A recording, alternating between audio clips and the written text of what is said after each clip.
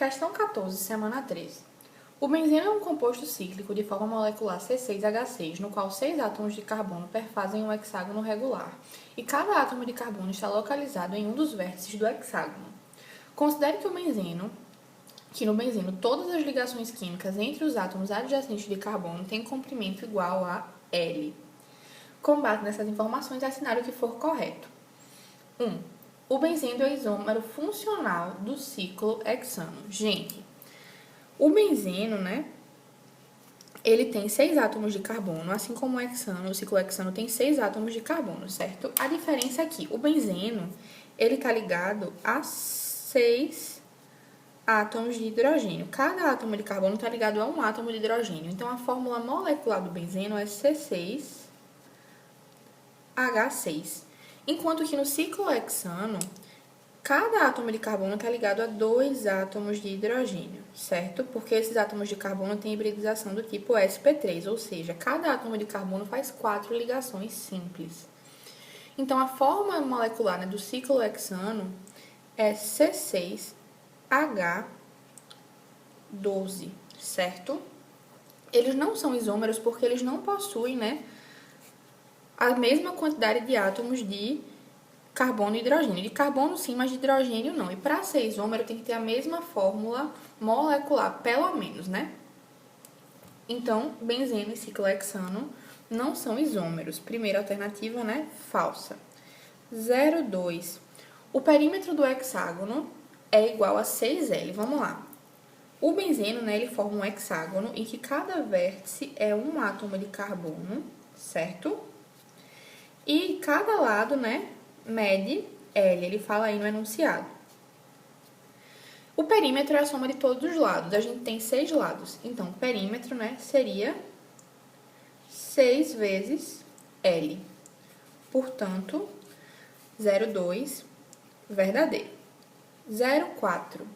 Todos os ângulos de ligações do benzeno são de 109 graus. Gente, os átomos de carbono, que fazem parte do benzeno, são átomos de carbono que têm hibridização do tipo sp2.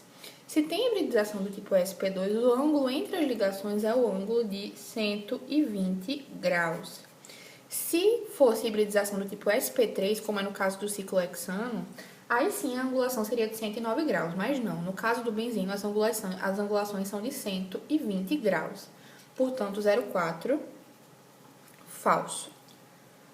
0,8. A menor distância entre um átomo de carbono e outro átomo de carbono na posição para é de 2L. Vamos lá. O átomo de carbono de posição para seria o átomo de carbono oposto ao átomo ao qual a gente está analisando. Então, se a gente está analisando esse átomo de carbono, o átomo de carbono na posição para seria esse átomo de carbono aqui. Se a gente lembrar direitinho da matemática, um hexágono regular, ele é dividido em 6 triângulos que tem todos os lados iguais, certo? 6 triângulos equiláteros, ou seja, se o lado do hexágono é L, o lado dos triângulos também vai ser L, certo? Ou seja, a distância entre, átomos opostos nessa molécula de benzeno seria igual a 2L, certo? Portanto, 0,8, verdadeiro. 16. A menor distância entre um átomo de carbono e outro átomo de carbono na posição meta é igual a L raiz de 3. Vamos lá. O átomo de carbono na posição meta, seria esse átomo de carbono aqui. Então, a gente estaria analisando essa distância aqui, Para isso, a gente vai utilizar a lei dos cossenos, certo? A ao quadrado é igual a B ao quadrado mais C ao quadrado menos 2BC vezes o cosseno de θ. A, ao quadrado seria essa distância que a gente quer descobrir aqui. A é a distância que a gente quer descobrir. B ao quadrado seria L ao quadrado. C também é L, L ao quadrado menos 2 vezes L vezes L.